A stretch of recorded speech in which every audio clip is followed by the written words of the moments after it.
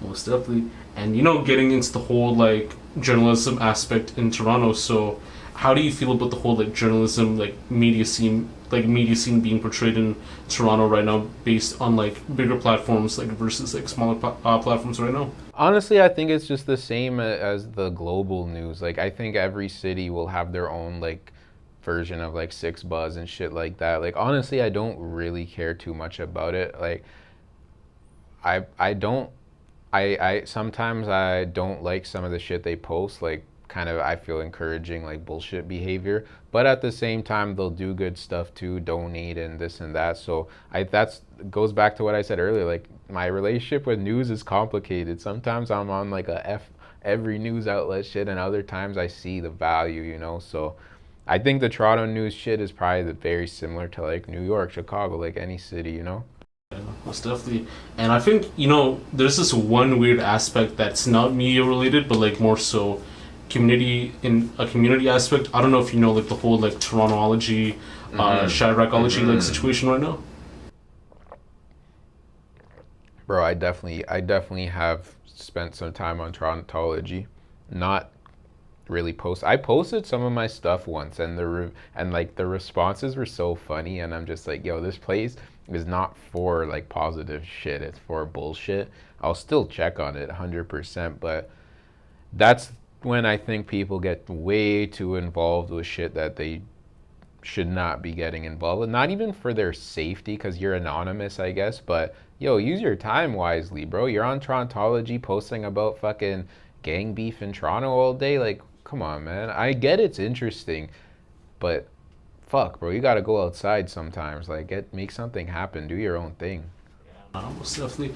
Like like when I founded that site, like maybe the end of 2020, early 2021. It was Yeah, very interesting too, same. like with the whole like DJ academics stream as well too, and then also with like a lot of like court appointed like matters Yeah. that were released from like Canley and from everything else too, and that whole like situation with these Toronto bloggers like being charged with posting I think court information like on like their pages and all that. Like I think everyone knows like who the pages are and like who the people are affiliated with. Like I don't know like how you reacted to that situation as well.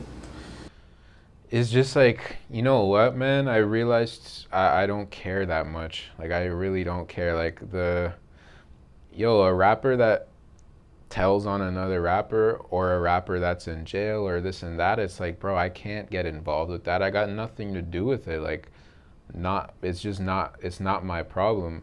Don't get me wrong. Like, a good story is a good story, and I'll watch and I'll listen and I'll think about it, but it's not like my world revolves around like Toronto rappers. Like I want them to win, and I love when these guys do well. Like I'm so happy that Smiley's fucking doing what he's doing because he's a legend, and I've been a big fan of him. But it's not what like helps me sleep at night, bro. Like I don't really care that much at all.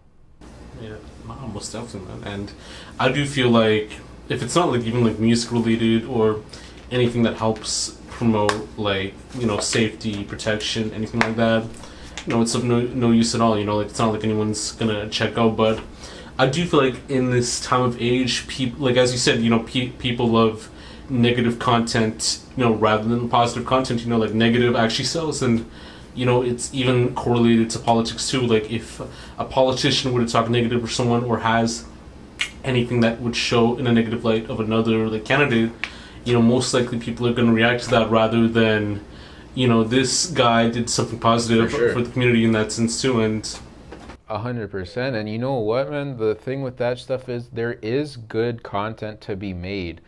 Bro, M works with the Retour series. Like he was going to the hood and talking to all these different rappers, but he made it like creative. It wasn't like he wrote a blog post saying I went to these hoods or fuck these hoods. Like he was going to these places, putting himself out there, showing his face, literally like taking a risk and giving these guys a platform and created a banger like Capital T Films.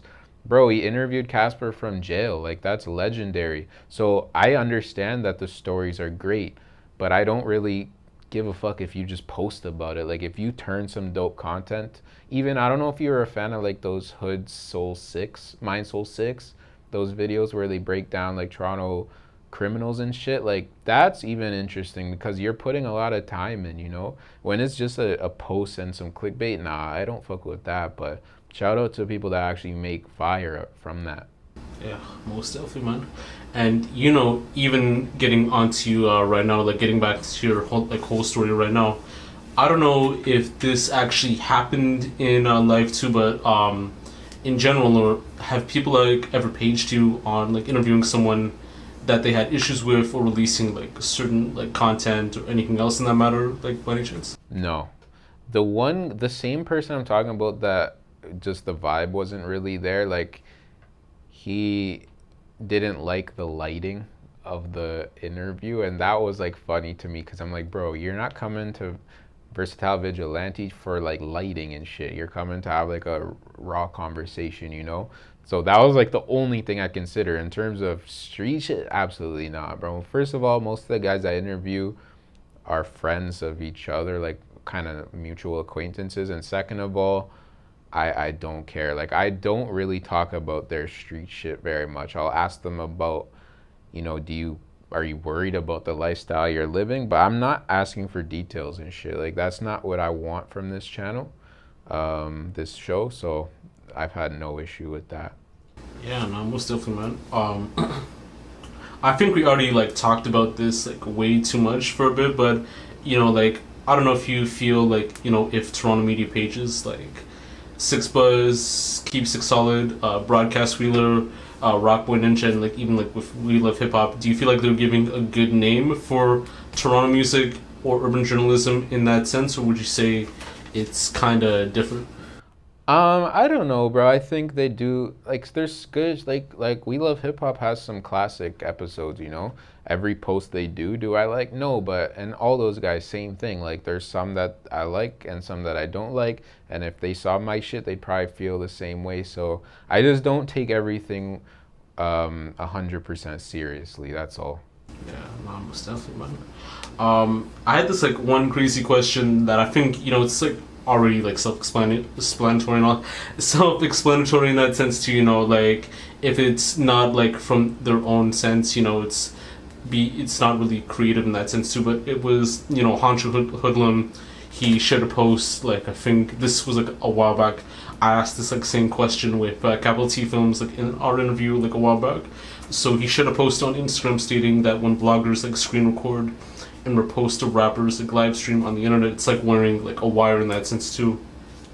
So do you feel like we're posting an artist's like live stream on the same like internet that the artist like publicly like broadcasted in front of their like larger like audience, in as is considered like does it count as like snitching in that sense? I'm just trying to no.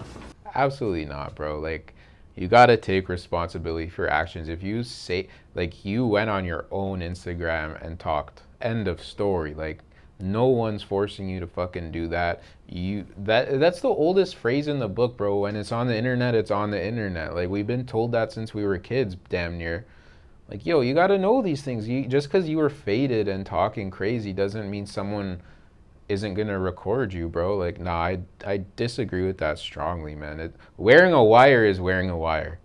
When you're being recorded against your knowledge, that's wearing a wire. Like some Six Buzz shit posts that, like people recording other people without their knowledge. I hate that shit. But if it's you put it out there, fuck no. Even like people call Vlad the cops. You're on Vlad. Like you gotta know where you are, bro. Come on, man. If you say something really stupid, you learn from it. But you can't call that snitching. That's not what snitching is. Snitching is literally wearing a wire or talking to police. Like, that's not fucking snitching. Or telling people that you committed a crime. That's snitching. Recording your public shit, no, that's not fucking snitching. Self-snitching, if anything. Yeah.